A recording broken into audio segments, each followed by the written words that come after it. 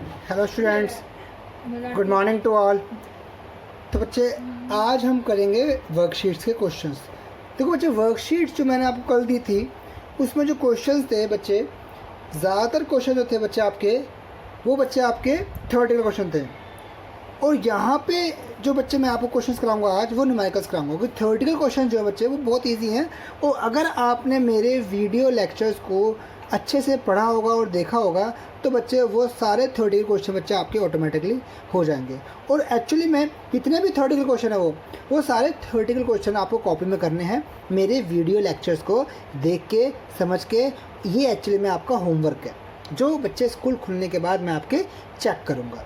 तो बच्चे सारे के सारे आपको क्वेश्चंस करने हैं और थ्योरेटिकल क्वेश्चन बच्चे आपको वीडियोस को देखना है और बच्चे बार बार देखना है, ठीक है, ताकि बच्चे वो सारे क्वेश्चंस आपको मिल सके। हाँ, तो बच्चे यहाँ पे हम देखेंगे कि न्यूमेरिकल्स कैसे करने हैं, क्योंकि न्यूमेरिकल्स जो हैं उनमें आपको दिक्कत आएगी, ठीक है बच्चे। इसलिए न्यूमेरिकल्स मैं आपको कराऊंगा, आज भी कराऊंगा न्यूमेरिकल्स, और आने वाली जो 2-3 क्लास होंगी उनमें बच्चे आपको मैं न्यूमेरिकल्स कराऊंगा। क्योंकि फिजिक्स के अंदर बच्चे सबसे पहले आती है थ्योरी डेफिनेशंस, उसके बाद बच्चे जो इंपॉर्टेंट रोल प्ले करता है फिजिक्स के अंदर वो न्यूमेरिकल्स है। अगर आपने फिजिक्स में थ्योरी समझ ली और न्यूमेरिकल नहीं करे तो मैं कहूँगा कि आपकी फ़िज़िक्स इनकम्प्लीट है, फिज़िक्स का आपको समझ में नहीं आया, इसका मतलब ये है। अगर आप सोचो कि मैं सिर्फ थ्योरी करके फिज़िक्स में नंबर ले आऊँगी या नंबर ले आऊँगा, तो ये आपके लिए मैं कहूँगा पॉसिबल ही नहीं है।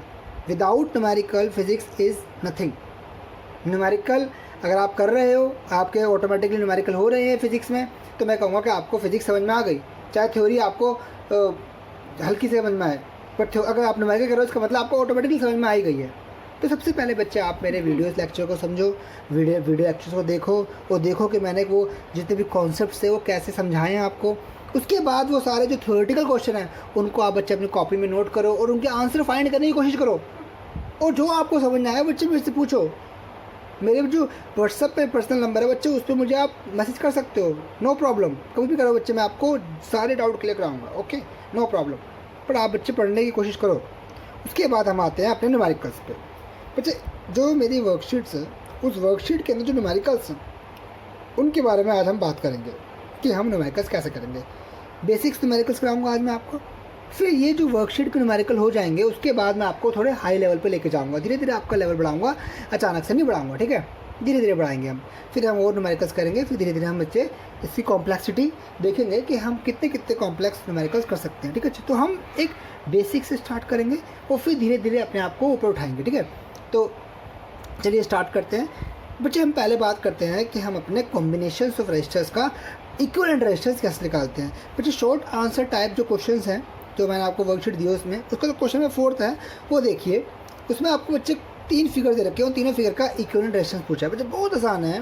देखिए बच्चे, अगर हम बात करें इस वाले अरेंजमेंट की और इस वाले अरेंजमेंट की, ये तीनों हैं आपस में पैरेलल, और ये जो आंसर आएगा और इसका जो आंसर आएगा और ये तीनों हो जाएंगे सीरीज़ में। तो पहले मैं इसको सॉल्व करूँगा, ठीक है बच्चे।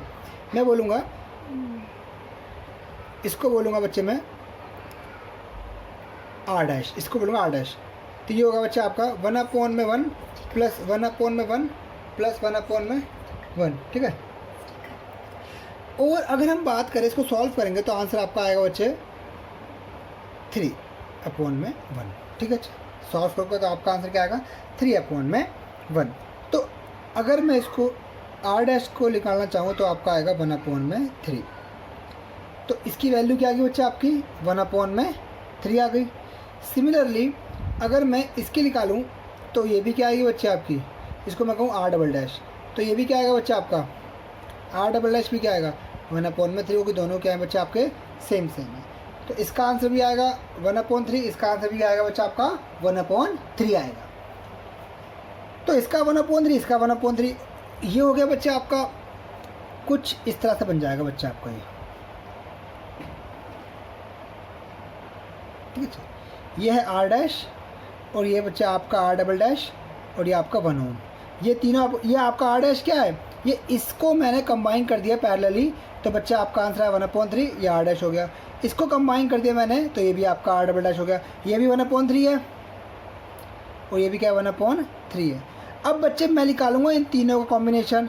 इन तीनों का कॉम्बिनेशन आपको दिख रहा होगा, ये तीनों क्या हैं सीरीज़ में हैं। तो बच्चे सीरीज़ में जो होता है उसको हम सिंपली क्या करते हैं, प्लस करते हैं।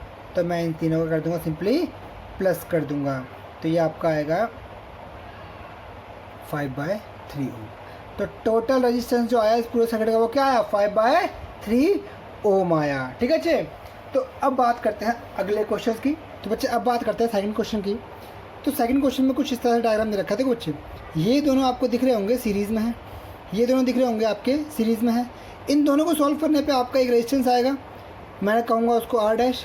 इन दोनों को सॉल्व करने पे एक रेजिस्टेंस आएगा, उसको मैं कहूँगा R डबल डैश। तो बच्चे देखते हैं, फिर जो आपका R डैश और R डबल डैश आएगा वो दोनों क्या होंगे, पैरेलल होंगे। तो बच्चे पहले मैं इसको सॉल्व कर लूँ R डैश को। तो R डैश क्या होगा, 1/3 प्लस, सॉरी ये तो आपके सीरीज़ में है दोनों, तो R डैश क्या होगा 3 ओम प्लस 3 ओम आपका आएगा 6 ओम। और ये भी क्या है, दोनों सीरीज़ में है, तो इसको मैं कहूँगा R डबल डैश। तो ये भी क्या होगा 3 ओम प्लस 3 ओम, ये क्या आ गया 6 ओम। अब ये दोनों अगर मैं 6 ओम और ये 6 ओम होंगे तो मैं कुछ इस तरह लिखूँगा इसको,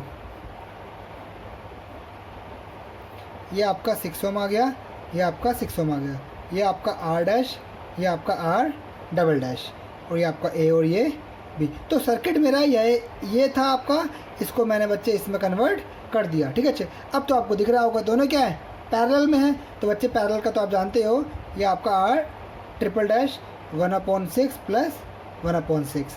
तो 1/6 क्या आएगा 6, 2, ये आपका आ गया 1/3। ये 1/R डैश है, R ट्रिपल डैश है, तो R ट्रिपल डैश क्या आएगा 3 ओम आएगा। तो आपका आंसर क्या आ गया 3 ओम आ गया। समझ में आया बच्चा आपको, ये इजी था। तो बच्चा आगे बात करते हैं।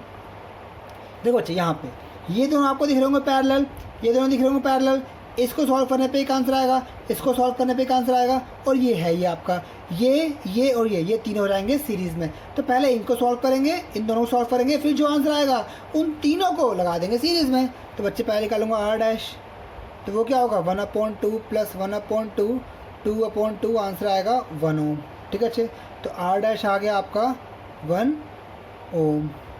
ठीक है, सिमिलरली बच्चा आपका ये भी आपका सेम सर्किट है, तो इसको सॉल्व करने की जरूरत नहीं होगी। जिस तरह से आपका ये पैरेलल है, इस तरह से ये भी पैरेलल है, ये भी 2 ओम, ये भी 2 ओम, ये भी 2 ओम और ये भी 2 ओम। तो दोनों को बच्चे सॉल्व सेम ही रिजल्ट आएगा। तो मैं सीधा लिख देता हूँ R डबल डैश 1 ओम। अब अगर हम बात करें इसकी और इसकी, तो इसका सर्किट बनाया कुछ इस तरह से। ये मान लीजिए A है, ये आपका 1, फिर ये आपका 1, और फिर ये आपका और ये आपका B। ये आपका आ गया 1 ओम, ये भी आपका आ गया 1 ओम, और ये आपका दे रखा था 2 ओम।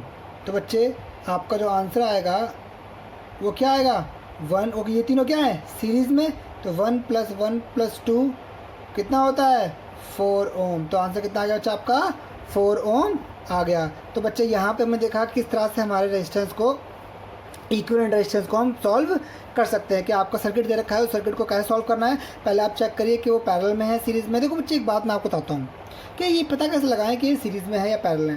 मैंने यहाँ आपको बताया था कि करंट जो होता है सीरीज़ में वो आपका सेम रहता है, और आपका जो करंट होता है पैरेलल में वो आपका चेंज होता है। मतलब कहने का ये है कि पैरेलल में क्या होगा, करंट आपका डिवाइड होता है, सीरीज़ में करंट आपका चेंज नहीं होता, वो जैसे चल रहा है वैसे चलता रहेगा। जैसे पानी है, पानी के 2 पाइप लगा दिए, अगर मैंने एक ही पाइप से कनेक्ट कर दिए एक साथ, जैसे फॉर एग्जांपल ये एक पाइप है और इसमें से पानी निकल रहा है बहुत सारा। ठीक है अच्छे, अब एक पाइप मैंने इसके आगे लगा दिया ऐसे, इसकी पाइप एक और लगा दिया मैंने, इसके आगे पाइप लगा दिए, 2 पाइप लगा दिए इस पाइप के आगे। तो पानी जो होगा बच्चे, जितना पानी इस वाले पाइप में जाएगा उतना ही पानी इस वाले पाइप में जाएगा। ठीक है ना। तो पानी जो है बच्चे आपका वो करंट की तरह है, या करंट जो है वो पानी की तरह है। जैसे आपका एक रेजिस्टेंस मैंने यहाँ लगाया और एक रेजिस्टेंस मैंने यहाँ लगाया, तो जो करंट फ्लो होगा बच्चे इस वाले रेजिस्टेंस में से और इस वाले रेजिस्टेंस में से, वो आपका सेम फ्लो करेगा। तो सीरीज़ में क्या होता है, करंट जो होता है वो डिवाइड नहीं होता, वो आपका सेम फ्लो होता है। पैरेलल में क्या होता है, करंट आपका डिवाइड हो जाता है। जैसे करंट यहाँ से आ रहा है, तो ये आपका एक रेजिस्टेंस है और एक आपका एक रेजिस्टेंस है, तो करंट जो होगा वो इस वाले पॉइंट से क्या हो जाएगा, डिवाइड हो जाएगा अकॉर्डिंग टू दी रेजिस्टेंस। इसीलिए जहाँ भी आपके डिवाइडिंग पॉइंट आएंगे, जैसे कि आपका डिवाइडिंग पॉइंट आ गया, इसका मतलब ये दोनों क्या है, पैरेलल में। जैसे ही आपको दिखे कि करंट डिवाइड नहीं हो रहा है, जैसे फॉर एग्जांपल मैं यहाँ से चला, ठीक है, यहाँ चला, मेरा कहीं भी डिवाइडिंग पॉइंट नहीं आया, इसका मतलब ये दोनों क्या है, सीरीज़ में है। यहाँ पे देखो इस वाले रेजिस्टेंस में गया और यहाँ पे क्या हो रहा है, डिवाइडिंग पॉइंट आ रहा है डिवाइडिंग पॉइंट, इसका मतलब अगला रेजिस्टेंस जो है वो क्या है, इसके पैरेलल है। जैसे ही डिवाइडिंग पॉइंट आप देखोगे तो समझ जाना वो पैरेलल है, अगर डिवाइडिंग पॉइंट नहीं आ रहा इसका मतलब वो आपका क्या है, सीरीज़ में है। तो एक बहुत सिंपल सा लॉजिक है जो आप देख के ये पता लगा सकते हो कि वो सीरीज़ में है या फिर पैरेलल में है। ओके, तो ये हो गया।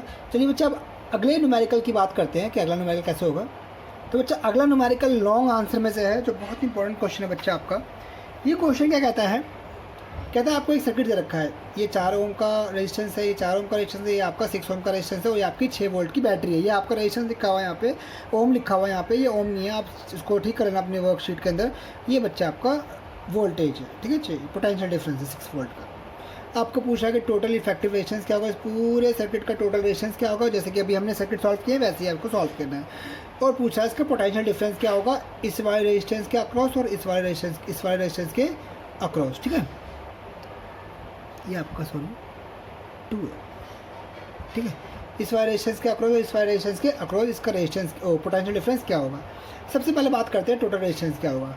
तो बच्चे अभी आपको बताऊँ मैं, तो ये दोनों क्या है, सीरीज़ में है, जो सॉल्व करने पाएगा वो इसकी क्या होगा, पैरेलल में होगा। तो बच्चे पहले मैं सॉल्व करता हूँ आर डैश, तो आर डैश क्या होगा 4 ओम प्लस 2 ओम आएगा 6 ओम।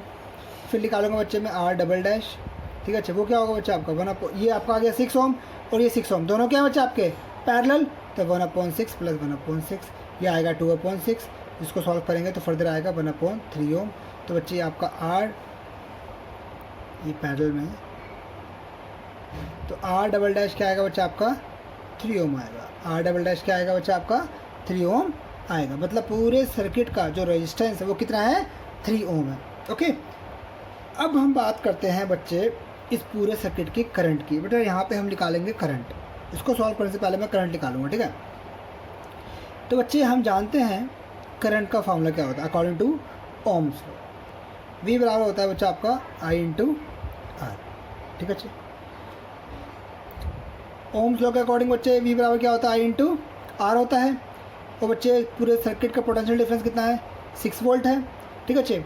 और अगर हम बात करें करंट कितना है बच्चे, करंट निकालना है और टोटल रेजिस्टेंस कितना है बच्चे 3 आया, तो बच्चे I कितना आएगा 2 एम्पेयर, कितना आएगा 2 एम्पेयर। 3 नीचे आएगा, 3 2 या 6, तो बच्चे कितना आएगा 2 आएगा। तो पूरे सर्किट का करंट कितना आ गया 2 एम्पेयर आ गया, ठीक है। अब बच्चे देखो ये 6 ओम है, ये 6 ओम है, तो करंट जो होगा वो इक्वल डिवाइड होगा। 2 एम्पेयर करंट है तो यहाँ पे 1 एम्पेयर जाएगा और यहाँ पे कितना जाएगा 1 एम्पेयर।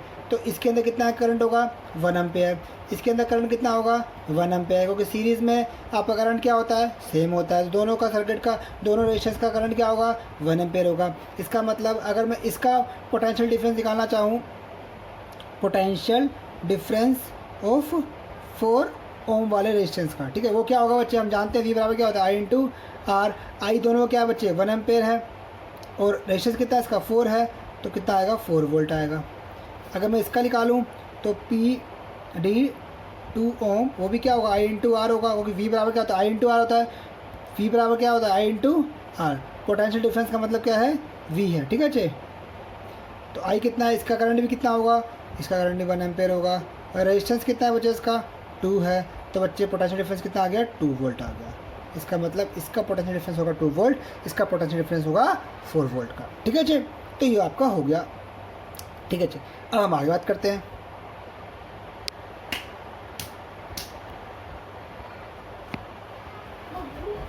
तो बच्चे अगला क्वेश्चन जो है वो ये कह रहा है कि आपके पास 3 रजिस्टर हैं 2 ओम 3 ओम और 5 ओम के। वो कह रहा है कि मैक्सिमम रेजिस्टेंस क्या होगा, मिनिमम रेजिस्टेंस क्या होगा जब मैं तीनों को आपस में कनेक्ट करूँगा। तो बच्चे सिंपल सी बात है, मैंने आपको बताया था कि सीरीज़ में कनेक्ट करने से इक्विवेलेंट रेजिस्टेंस जो होता है वो बढ़ जाता है, इसका मतलब मैक्सिमम होगा सीरीज़ के अंदर। और बच्चे पैरेलल कनेक्शन करने से क्या होता है रेजिस्टेंस डिक्रीज आता है, इसका मतलब पैरेलल लगाने से क्या हो जाएगा डिक्रीज हो जाएगा। तो बच्चे सिंपल सा है बच्चे, मैक्सिमम में क्या करना है हमें इसको सीरीज़ में कनेक्ट करना है। तो जो टोटल रेजिस्टेंस आएगा वो क्या होगा बच्चे 2 ओम 3 ओम और 5 ओम का सम होगा, जो कि बच्चा आपका आएगा 10 ओम। तो मैक्सिमम केस में 10 ओम आएगा, सिंपल है। अगर मैं मिनिमम केस में लगाऊंगा तो मिनिमम में क्या होगा बच्चा आपका पैरेलल कनेक्शन, तो 1/R नेट क्या आएगा उस केस में 1/2 1/3 1/5 ओम। तो बच्चे इसको सॉल्व करेंगे कितना आएगा ये आपका आएगा 630, ये आपका आएगा 50, 10, 6। ये कितना आएगा बच्चा आपका 10, 25, 30, 1 में 30। तो आर नेट, तो ये आर नेट कितना आएगा बच्चा आपका 30 में 31 ओम। ये आपका आ गया मिनिमम और ये आ गया मैक्सिमम। तो मिनिमम और मैक्सिमम में अगर पूछा जाए बच्चा आपसे तो सिंपल है, मैक्सिमम आपका सीरीज़ कनेक्शन में होगा, मिनिमम आपका पैरेलल कनेक्शन में होगा। तो ये हो गए बच्चा आपके कुछ न्यूमेरिकल्स। ठीक है अच्छे, अगली क्लास में हम कुछ और न्यूमेरिकल्स करेंगे और देखेंगे कि बच्चे हम कैसे और न्यूमेरिकल्स कर सकते हैं। हम बच्चे सिंपल चीज़ से स्टार्ट करेंगे और उसको थोड़ा सा हाई लेवल तक लेके जाएंगे। अभी मैंने आपको जो क्वेश्चंस कराए हैं वो बहुत ही बेसिक्स क्वेश्चंस हैं। अभी मैं आपको अगली क्लास में और क्वेश्चंस कराऊंगा, और बेसिक क्वेश्चन कराऊंगा, और बच्चे और बेसिक क्वेश्चन करने के बाद हम कुछ जो आपके कॉम्प्लेक्स क्वेश्चन होते हैं, जो डिफ़िकल्ट क्वेश्चन होते हैं, उनको कराऊंगा। ठीक है बच्चे, तो स्टार्टिंग में हम थोड़ा बेसिक लेवल रखेंगे। जैसे जैसे बच्चे हम बेसिक लेवल कवर करेंगे उसके बाद बच्चे हम अपने लेवल को धीरे धीरे बढ़ाएंगे, अचानक से नहीं बढ़ाएंगे, धीरे धीरे बढ़ाएंगे। तो मिलते हैं बच्चे अगली क्लास में और क्वेश्चंस के साथ। आज के लिए बच्चे बस इतना ही। Thank you.